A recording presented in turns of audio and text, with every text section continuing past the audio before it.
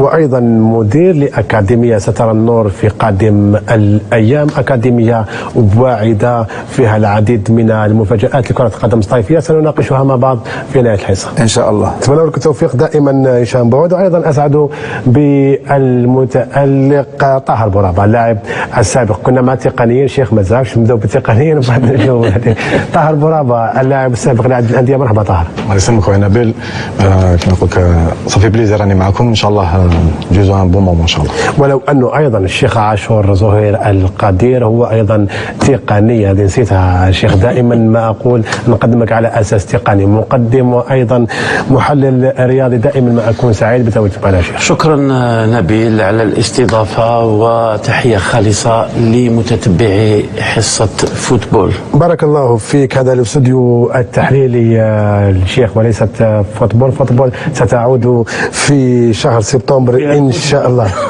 اذا الخضر يغادرون الشان على يد المنتخب او على نظرائهم في المنتخب السوداني بركلات الترجيح. نشاهد صور هذه المواجهه ونشاهد ابراهيم، توقفنا عند التشكيله الاساسيه التي اختارها مجيد بوقره من اجل خوض هذه المواجهه، ومعك طاهر بورابة. هذه التشكيله التي دخلت فيها العديد من الانتقادات كغيرها من المباريات الاربع التي خاضها المنتخب الوطني. محيوس كاساسي، بايزيد سجل 3 أهداف باحتساب هدف اليوم في دكه البدلاء. بوحلفايه ربما لم يقنع بذلك الوجه المطلوب.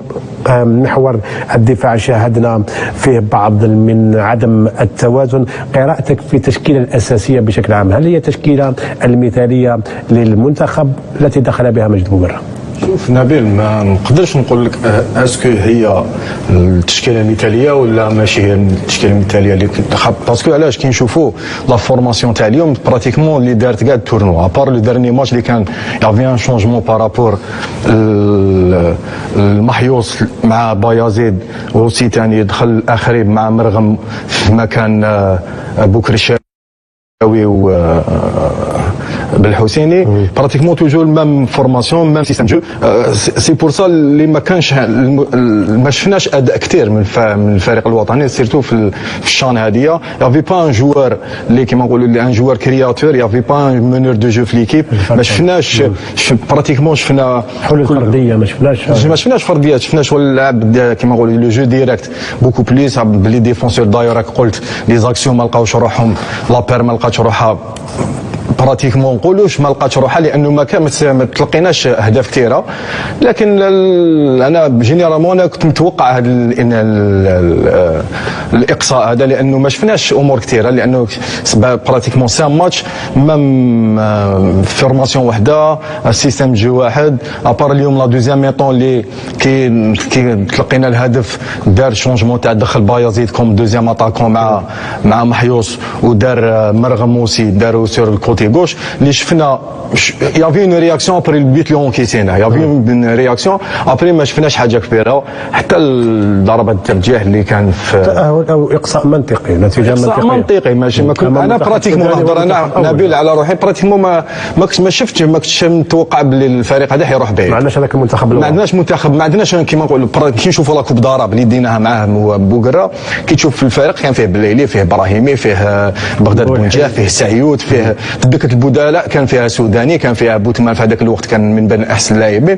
شوف كان يا لي جوار اللي يديروا لا ديفيرونس. مي هذا التورنوا هذا ما يا با ان جوار. داير شفنا كي نقولوا اونتر كيمي الميور اتاكون تاع البطوله الوطنيه اوكان بوت. هنا تلخص باللي الفريق هذا متواضع، ما نقولوش فريق اللي طاهر. انا طرحت كذا تساؤل لانه ابراهيم ديب على سبيل المثال من افضل اللاعبين في البطوله مع النادي الرياضي القسنطيني. ماشي غير ابراهيم ديب، ماشي غير ابراهيم ديب، يا بوكو جوار اللي ميريتي ويكونوا في لا ليست هذه. هذا الشيء يولي له هو اللي دار لا ليست هذه. كاين ابراهيم ديم، كاين اوسي لو جان جوار تاع بوشاما تاع وفاق سطيف، جوار تكنيكمون يعرف يلعب برجلو، صانع العاب. ما شفناش تابتي، ما شفناش اوسي يا بوكو جوار اللي ما شفناهمش. لكن هذه هي كرة القدم كما قلت، حد موفق.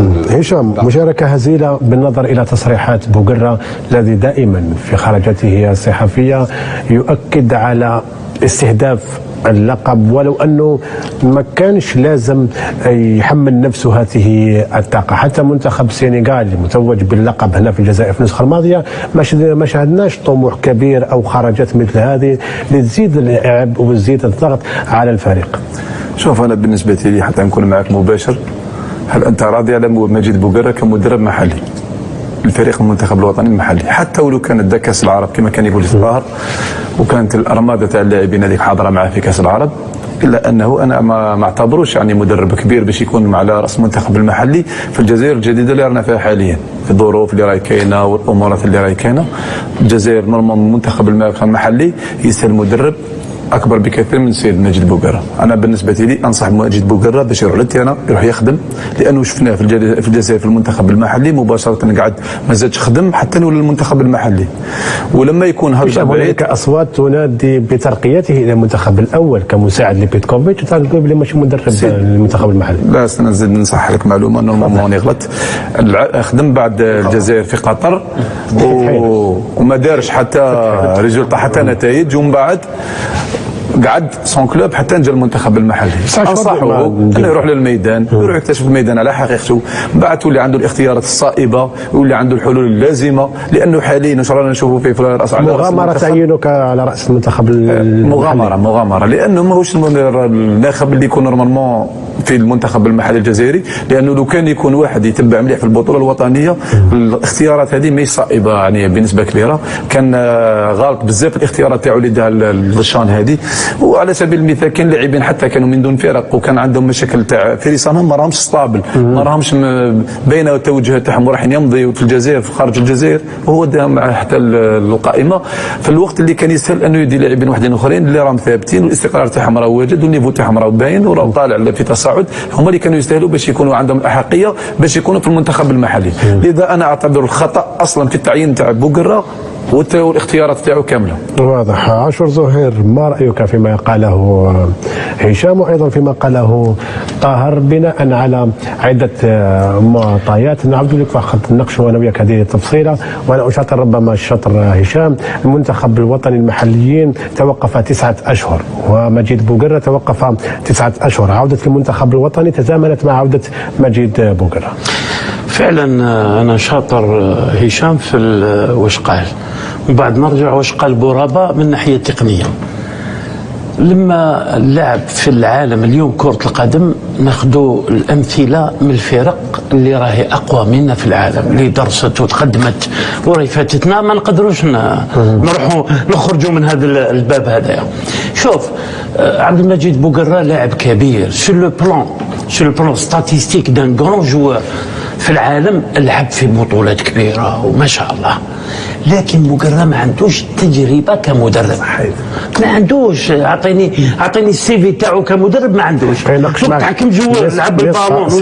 سي عاشور نصف نهائي شان هنا في الجزائر وكاس العالم. نهائي شان نهائي شان هنا في حتى النهائي خسرناه، هنا النهائي خسرناه بضربات ترجيح، وايضا كاس العالم. هذا ما يفيدوش، هذا ما يوجدوش. شوف اليوم رايحين يقولوا كاين بعض الناس شوف اللي يحبوا لغه الخشب، راح يقول لك اليوم جينا